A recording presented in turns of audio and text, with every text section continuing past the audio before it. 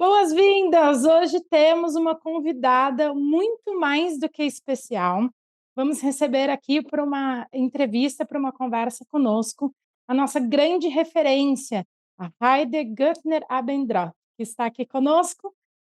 Ative a legenda, porque a entrevista daqui por diante nós vamos seguir em inglês.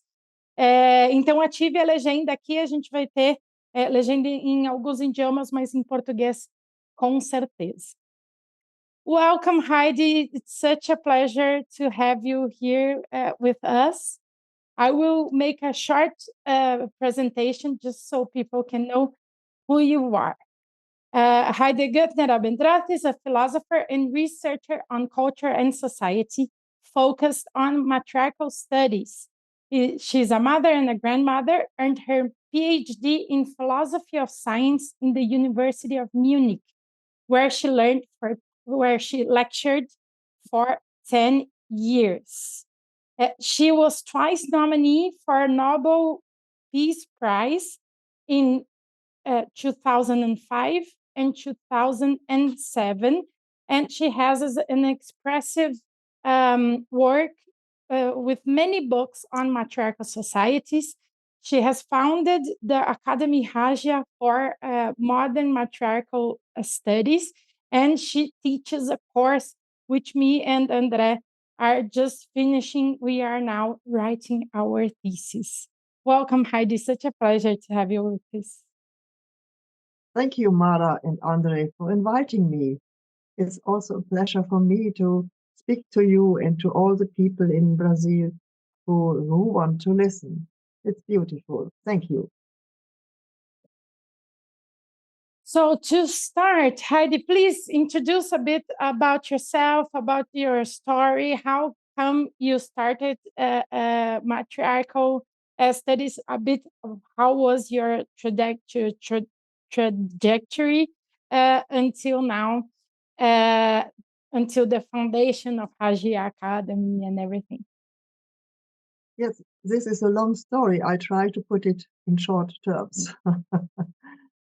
When I studied philosophy of science, all the history of philosophy with all these huge systems about God and world and everything, I was always thinking, what has this to do with me as a woman? I was a young mother at this time, and I really got frustrated and angry about all this male thinking, which was presented as the truth, but it was not my truth. So I was very bored and dissatisfied with these studies. And by chance, I discovered the works of the scholar Johann Jakob Bachofen. He is a Swiss scholar, and he wrote about Motherite 150 years ago in 1851. So we have, and his work was much discussed later in some 100 years in the German-speaking countries. So we have a tradition with this topic. Also, he did not call it matriarchy. And later, because I like to read mythology, mythology for me has a core of real history, early history. I discovered the work of Robert Graves, Greek mythology, but he doesn't speak about Greek mythology, just about Greek mythology. He clearly showed that before the patriarchal Greek religion developed, there was an older epoch with completely different values and divinities, and he openly called it matriarchy. And when I discovered this as a young student, I was so much intrigued by this topic. I couldn't stop to continue with this. And so beside my official study in philosophy of science, I did an unofficial study looking in all the libraries, anthropology, archaeology, sociology, to bits and pieces of this topic. And I found a lot, but it was not labeled like that. People described these patterns and many things, but nobody said it is motherite or matriarchy. This was always avoid this term. So, and After my PhD, I continued with both studies. I was taught teaching at the university, but at the same time, I was writing the first theoretical framework for matriarchy and matriarchal studies. But I did it all alone. I didn't dare to tell anybody about it because the term matriarchy was so misunderstood and defamed, really defamed. So I continued on my own with my studies. But then, when the second wave feminism started in Europe, I was a member of this and I was a co-founder of this. I experienced that when I was talking about matriarchy, the rooms were full with young students who wanted to hear about that. But when I was teaching about philosophy of science, there were just 8 or 10 students. So I thought, oh, at once I had to decide what do I want to continue with a career in philosophy, which is anyway difficult for a woman anyway, or should I continue with my other study? And I saw it is much more relevant, much more socially relevant. So it came the time when I left university and left all these patriarchal surroundings in Munich and started to create my own academy so that I can research and teach freely modern matriarchal studies. Yeah, and from the very beginning, people came, supported the academy, wanted to learn. So now it's nearly 40 years old, since 40 years. Yeah. And all these studies, these many studies, yes, they brought a lot of material to me, but I wanted to learn directly from the indigenous peoples of the world who have still these patterns. So by good luck, I met a colleague who had contact to the Chinese, all-women's Chinese party, and she opened the doors. And so with a group of students of the Academy Hagia, we went to China and visited the mausoleum. And the mausoleum still have classical matriarchal patterns till recently. I hope they continue now, but it's difficult. And there I did field work for a special time and could check all what I had found out theoretically, and I was very happy because my theoretical thinking was right. It was checked, and these people were so helpful. And so this was my first contact with indigenous peoples from matriarch societies. Of course, I continued like that, and in the beginning of this millennia, we created 3 world congresses on modern matriarchal studies, where we invited not only white scholars who were dealing with this topic, but were not labeling it, but we invited them, and we invited scholars from indigenous matriarchal societies, and many of them came, and what they had to say about their own societies was very important for all of us, for we were learning from them. And I was very happy that I could bring them in contact among each other so that they could learn that their society is not the only one in the world. And after these congresses, they created their own network to support and empower each other. Yeah. And since then, I continue. And 10 years ago, since these world congresses, this topic and my books went in the world in English. At first, I was writing in German. They went in the world in English. And since then, the topic modern matriarchal studies spread internationally. And I'm very happy about that. This is a story in short. That's enough. And Heidi, I think I already said about this, but why this word matriarchy does it bother so much the people? Because of course you defend the use of the word matriarchy quite emphatically, But why does this word bother so much? The people have a different, completely different and wrong idea in mind about matriarchy. They think that matriarchy means domination now by women. In the same way as in patriarchy, everybody is dominated by some men. They think it's a mirror image from patriarchy, and this is completely wrong. This is an old and entrenched prejudice. And I always show very clearly by my studies and by meeting indigenous people, these are egalitarian societies. They have three important characteristics. Women are at the center, especially the elder mothers, and they are at the same time, they are consensus-based. All what the people are deciding must be decided in unanimity. So this is the proof that they are egalitarian.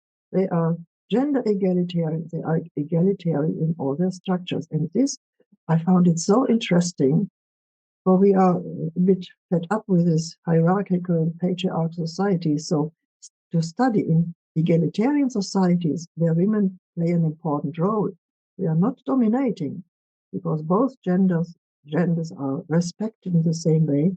But this was for me very, very interesting. And I think that is the way how they continue the wrong idea about matriarchy as women's rule. This is also a mean to make them immune against criticism, and they try to silence matriarchal studies because they always bring this topic in. I was attacked so very often. Oh, do you want to dominate men? No, not at all. I don't want. I'm not interested in dominating men, in domination at all. But this is used to silence modern matriarchal studies because matriarchal studies, of course, criticizes patriarchy very deeply.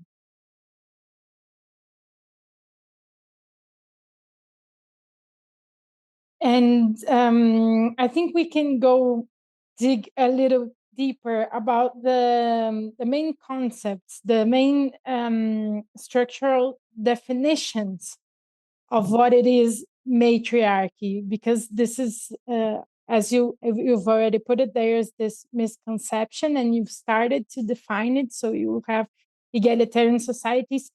What are the main concepts for us to grasp in terms of a deeper and more serious studies of matriarchal societies? As a result of all these studies and my learning from indigenous peoples, I concentrated the result in a structural definition. It means I define the society on 4 levels: the social, the economical, the political, and the cultural. And there you can clearly see that how much they are different from patriarchal societies. I put it short, what is meant here. On the social level, these societies are structured, they live in clans, in clan communities. The usual community is a clan.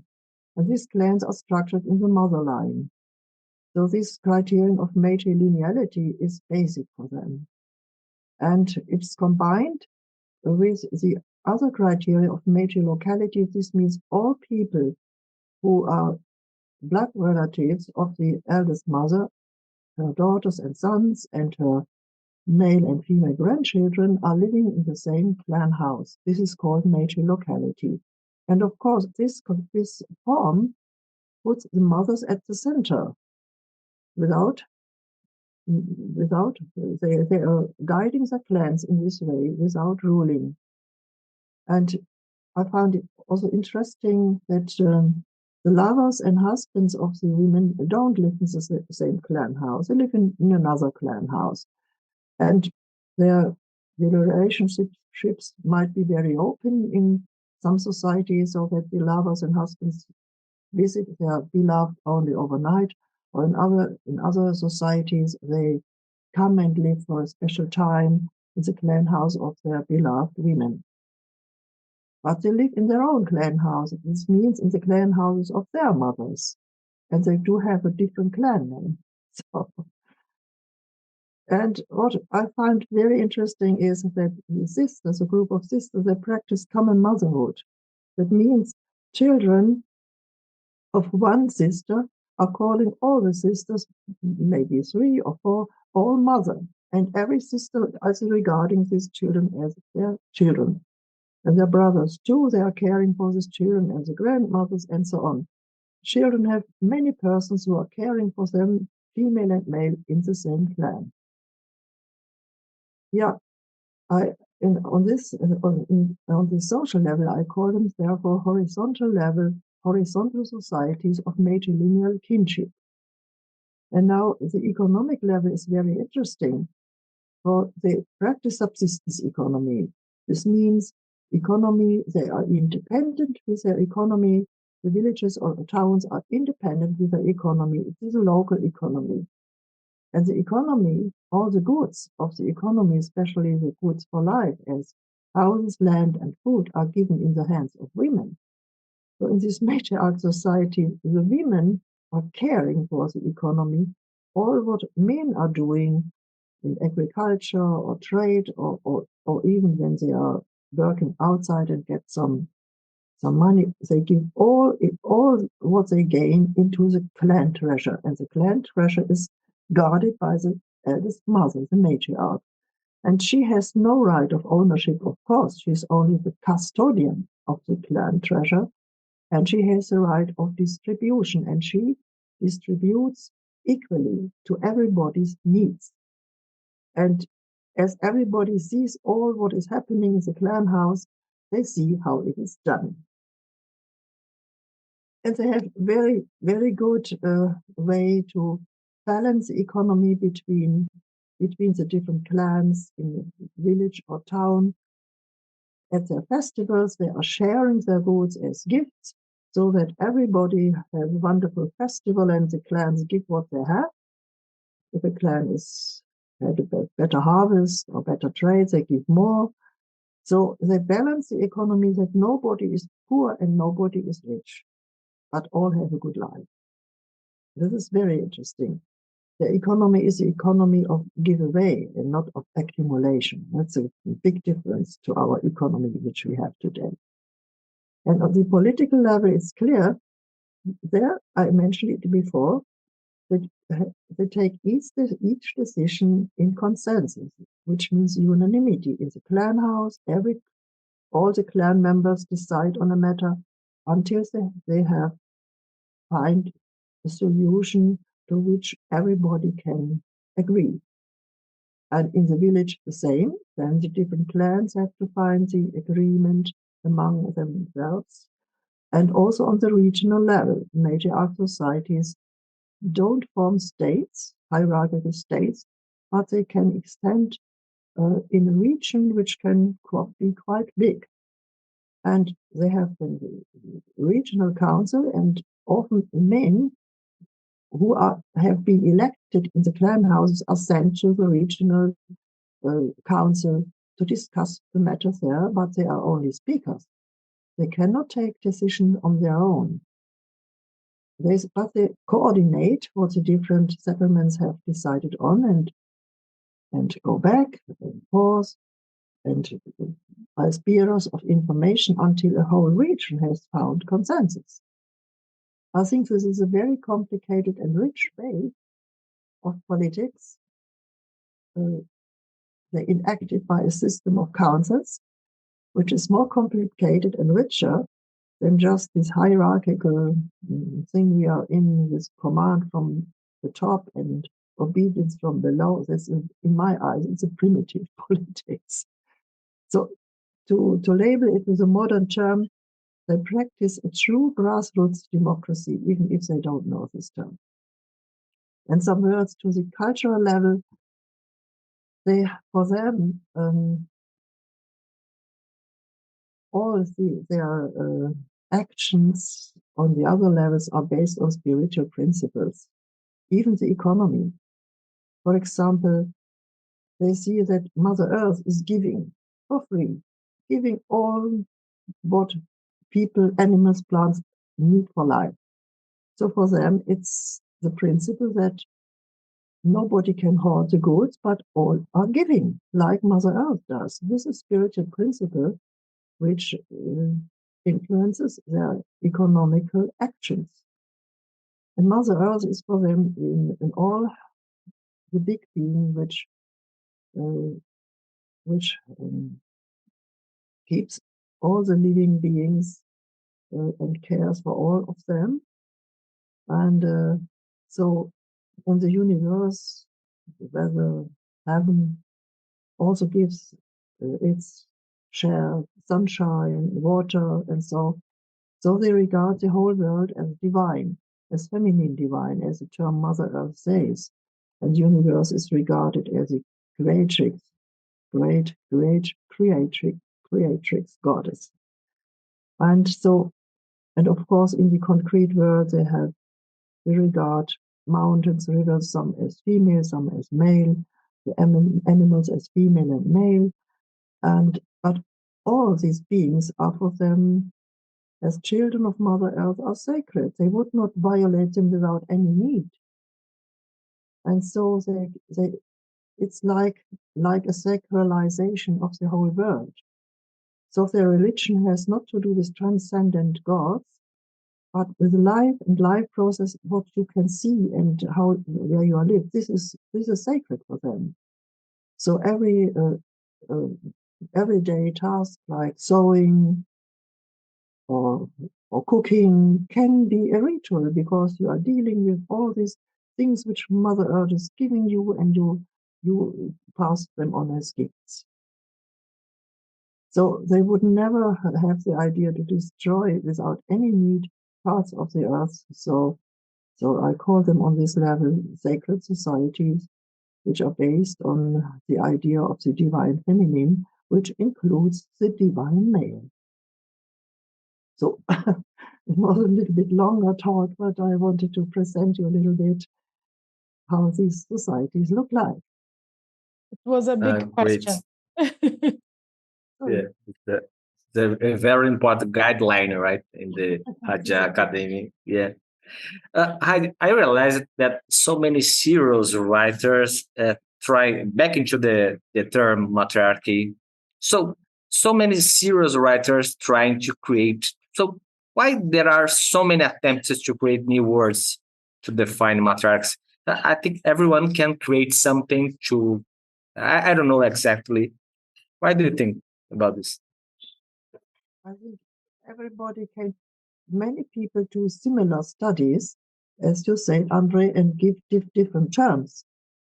At first, I think this weakens the whole field.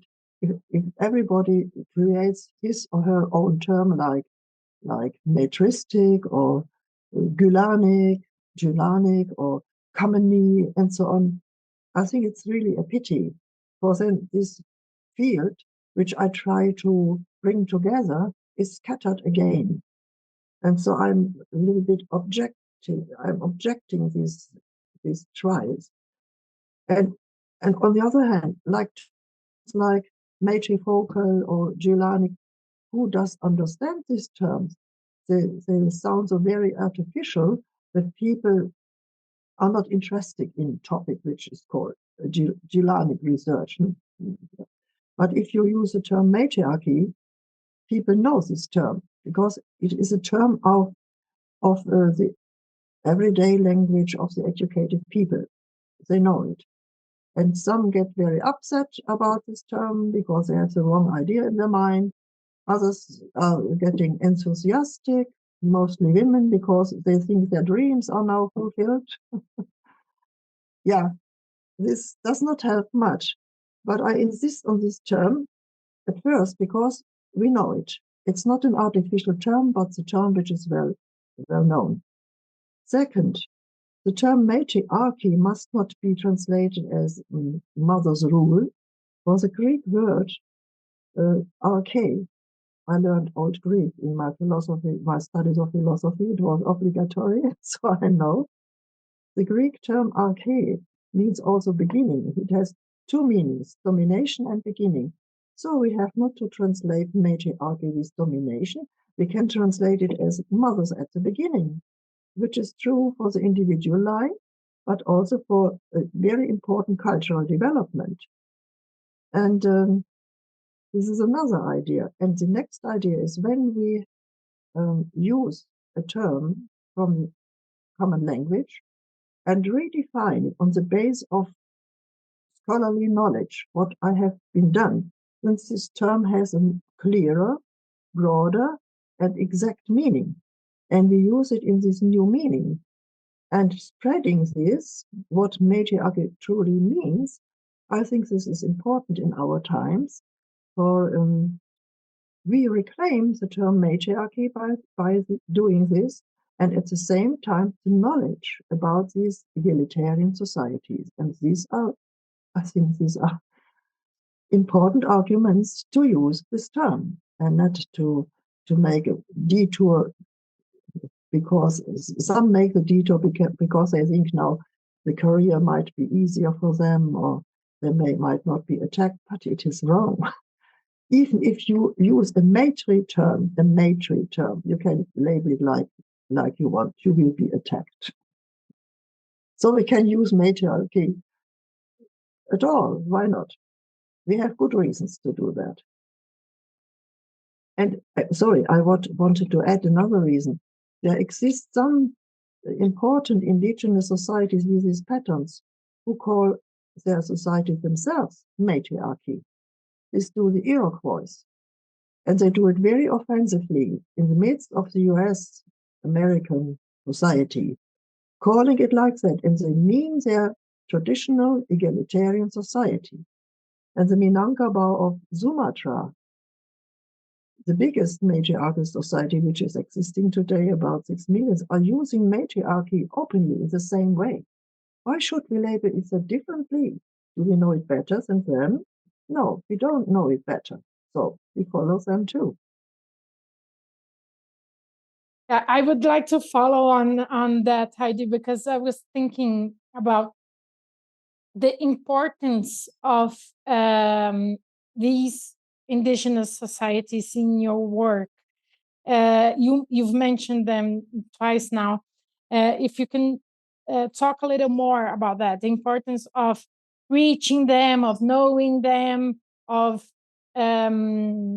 giving them space to talk. You have a book that you edited that all the writers are from these societies. You've mentioned them getting to know each other on the World Congresses. Can you tell us a bit more about the importance of these societies? Yeah, I think these are the last societies we have today which live a completely different model of life than we usually have. An egalitarian model of life within a balanced economy. So they are really important and precious to us that we can still learn from them. For the patriarchal model of the world has spread everywhere, and today they try even to undermine and destroy the last matriarchal society. So I think it's high time to learn from them. They show a different model, which is very old. It's age old. I think it goes back to Neolithic times and sometimes some to Bronze Age times. Very old. But to live in these communities where everybody has his or her voice and solving conflicts without any violence, and where you don't find any violence against women and children. This is so important that we know about them and learn from them. And of course, they are isolated in the modern national states where they're existing today, and they are threatened because we saw it with the Muslim. They are told by the Chinese central government that their social patterns are backward. They're sometimes even told they are a societal fossil. Could you imagine this? Yeah. And they shall develop. Yes, they shall develop into patriarchy, but they don't want. They really don't want to do that. So for us, it's important to learn from them. Not that we can imitate their patterns, of course not. We cannot imitate traditional matriarchal patterns, but they can give us a lot of inspiration to create new modern matriarchal patterns. So I'm very happy that I could study from them and learn from them, and I hope they will have enough stamina with their resistance that they really live on. I find it always very astonishing that they are still there after hundreds, sometimes millennia of years of oppression of the surrounding patriarchal societies. They are very clever to keep their traditions, and they are very proud of their traditional patterns. And I can say the men are, in most of the cases, the men are the strongest defenders of their own societies. It's their ethnicity, it's their culture. They don't want to live in a different way.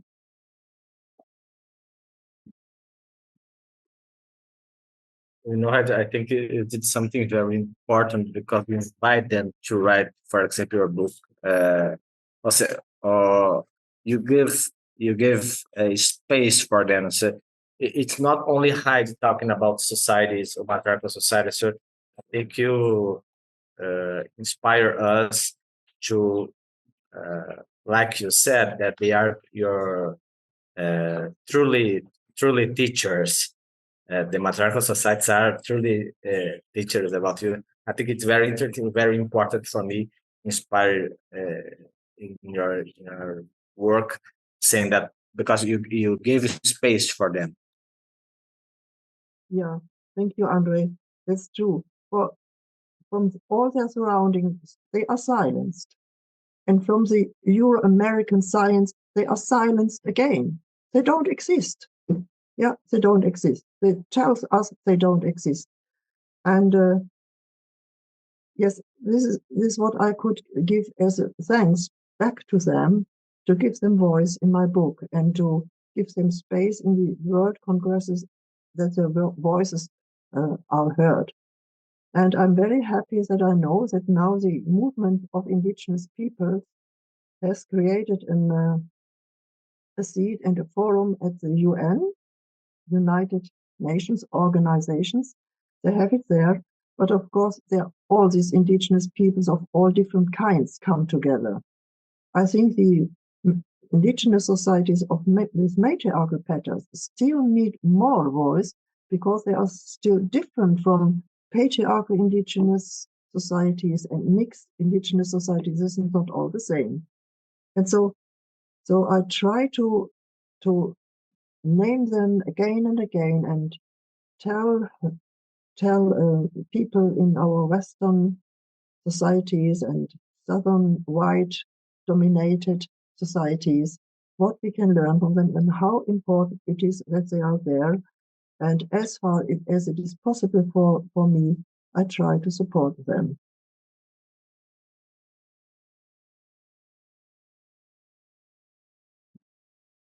It's amazing. Do you know if they still keep in contact, Heidi, the ones that met during the congresses? Do you know if their friendship continued? Yeah, it's a good question, Mara. But before we had these congresses, they didn't know from each other. When we had some representatives of them at these congresses, they told, oh, we didn't know that other people in the world have the same patterns. We were always told we are the only one and we are backward and so on and so on. Then they felt isolated and sometimes ashamed of their way of life. Huh? But at this congress, they came together, and it was really touching when I saw how they recognize each other in India and America, and we did it several times, 3 times, to bring them together. And after this, I asked them to create a network among them. I didn't want to do this network. I'm a white woman. I didn't want to make a kind of hierarchy of this. I gave all the information about them to themselves and asked them to create a big network, and they did it. They did it. They are now connected.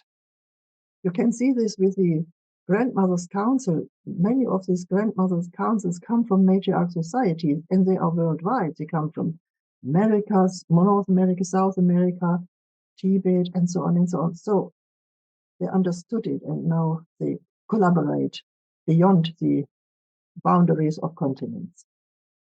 Amazing, amazing. And you're right. This at least I could do for them, and I'm glad that it worked. And you're absolutely right. You know, we traveled to a few of these societies. All of them are called the last matriarchy. All of them. Yeah, everyone. Yes, you can see it in the mainstream press. Sometimes a sensation comes up. The last matriarchy, as if they are living isolated. The mind of the Western people does them isolate again. Yeah, always the same. And when they come up with the sensation, and they don't understand what this means to us in our modern times. We are so much fed up with patriarchy and its continued crisis, one crisis after the other. So many people are looking for a new model, but you cannot invent a model in an abstract way. It would remain abstract. Here we have a model of a completely different way of life, and this model is age-old, millennia old, and it's functioned over millennia. So there we can learn for our own future. Yes, I think we can talk a bit about this patterns that we can bring into modern times, and how we can inspire ourselves in these patterns to look into our future, our immediate future, the present and the next few decades, but thinking about the long-term future for humanity. What can you tell us and share about this? Yeah, you see, at first we need the values on which matriarchies are based and which are practiced by women and men alike. These are the maternal values of caring, nurturing, resolving conflicts by negotiation and never by violence, and developing the skills of peacemaking. They are very good in this. And think from these values we can learn a lot. And so this is the basis of all the change. And in practical things, I think it's necessary that we stop to live as individuals, as how to say that, as individuals bound to consumerism and making weak in this way. We should create communities by affinity, by sisters and brothers, by choice, and collaborate together, creating cooperatives and institutions which are non-patriarchal. This would be important on the social level, and of course on the economical level. It's important that we live in we live consonant with what the nature or the region of the nature of a region can give, and stop with this waste, the extreme wasting the resources of the earth until the whole biosphere will collapse. We have to stop with this, and to create this subsistence economy in a region where this community can well live together. And politically, I have not to stress it so much. I think to create a consensus finding politics is utmost important. For everybody is then heard, and everybody can share in the politics, and not we are now we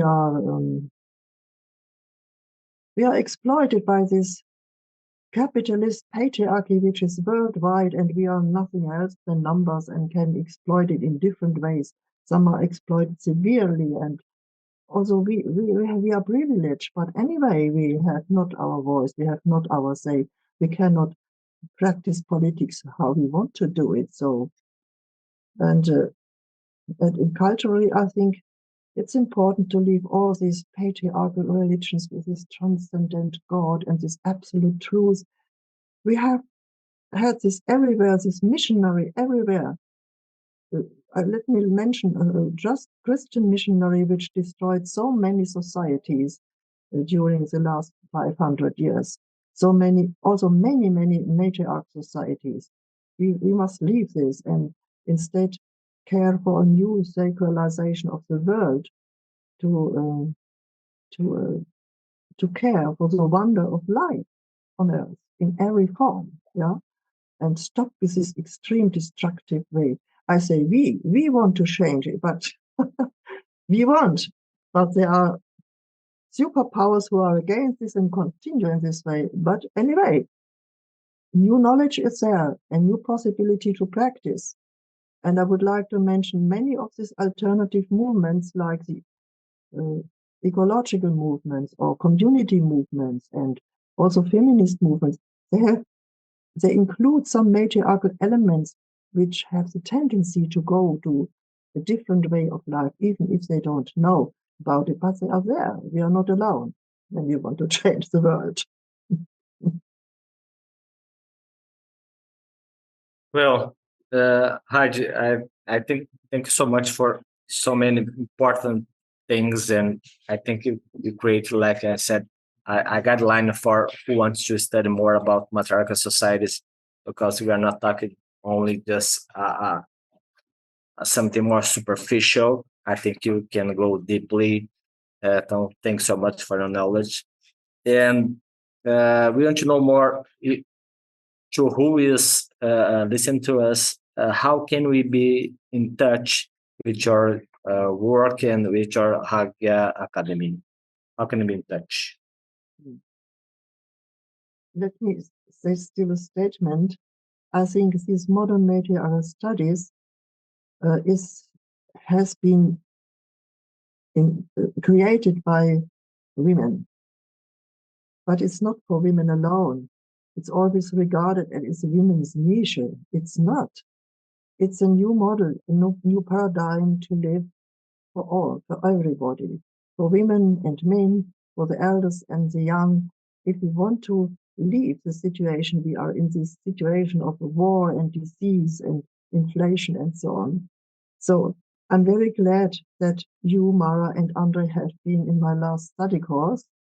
It was for me really a happy situation, for you at the same time studied in indigenous living matriarch societies. So you are well versed in these things. And I wish I would have in future many students like you are, you both. Many women and many men. And how can they contact me? They can contact me via our website. Mara, could you put the website into our discussion then?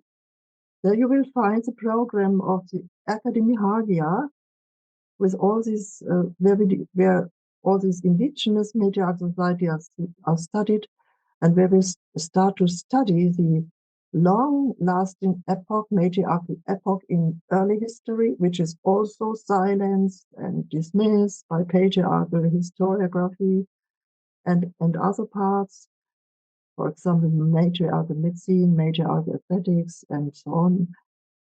And this is a 2 year course, but it's modest six sessions each year, and the next year again six sessions, so that everybody who is interested can participate along his or her own profession. And I would like to have you there and invite you from all my heart to join us. In the end, you are educated to be able in the end to teach this topic on your own. Wherever you are, you can teach it on your own. So this is the purpose. For I think we should spread this knowledge. It's not spread by the official media and mainstream media and mainstream universities and so on. We have to spread it. And so I think we are a kind of avant-garde of a new way of life. Of course, at the beginning, the avant-garde are not many, but they can become very, very many. I hope so. Perfect. Thank you so much, Heidi. I think you might have, given this final message. Would you like to add something that we didn't ask that you would like our viewers to know? Anything else that you think it's important to give as a final message? Do you have a nice final message? Or you, Andre? And I at last, my final message? We can all three give a final message. What do you think? I think we want to be part of it. We want to spread and bring your work to Brazil, to in Portuguese. We are trying to do this. It's not so easy, but we are going to get it. I think it's important that people need to know your work, because you are not only talking about you, like we said, like you are talking about so many matriarchal societies. So I think it's something like we have to do, trying to spread this little knowledge of others. Yeah. Thank you so much, Andre and Mara. I know that you are very committed to do this work. Yeah. And you? Oh, I am also very glad to participate in this. I share deeply this sense of urgency that our model, social model, economic model, political model, cultural, all these are our way of life. It's for me more than proven that it's not okay, that we need to change. And something you said that echoed deeply in me, that I really think this is that when you know there is an alternative, when you know that there was an alternative, that the alternative was the mainstream at some point, that this is very powerful. You know, the story that's patriarch, and this is the way that things were, always were. This is the way that the things are. This is human. How do I say this in English? This is a human pattern, or how humans must dominate and must this and must that. And this is very dangerous when you have this one single story, well, like Shimamanda said in her famous TED Talk. When you have multiple, when you see this is a very powerful thing. And I think that in Brazil, in particularly, we live in a country that is very multicultural. Very, very, very. But all the other cultures in Brazil, they are silenced. And I think that we are just in the beginning of understanding how we have roots and patterns, matriarchal patterns that survived in Brazil because of these other cultures that we have here, but that we don't listen to. We don't think they are cultures. We think they need to be developed, and all these absurd ideas. So I really think that it's powerful to look at things in another way, and to recognize that other ways are possible. And I really think that Brazil is especially well equipped in a way that I think that the knowledge is much more here than we acknowledge. So this is my final message. Brazil is richer in this respect than Europe is. So rich with many different societies. Europe is in this respect poor, because all these old societies have been destroyed, and you have still living examples of this. Right, I would like to make my last statement. I think matriarchal societies are the way we really want to live. We want to live in peace. We want to live with good relations, and we want to live in egalitarian ways, that everyone is respected. And as one of my best friends, Genevieve Vaughan, said, we are a gift-giving species. Everybody, we like to give gifts. and not to hoard and to be greedy and so on. We are like to be open-hearted. And I think matriarch societies in this sense are truly humane. They are truly give the essence of what we are as humans. So we have to reconsider what we are as humans, not alienated by all these power structures and superpower structures and so on and so on. This makes us, destroys the society, destroys the world. We are at the brink of extinction. So let me make a very strong statement at the end. We will have a matriarchal future or we will have no future. So this is my true conviction. Wow. Wow. So to finish our talk, thank you once again, Heidi. It has been a pleasure to study with you during this study course for the past 2 years, and also a pleasure to bring you here to our YouTube channel and share a little bit of your vast experience in this topic. Thank you once again, and thank you for you who is watching us until now. May we build together a matriarchal future. Okay.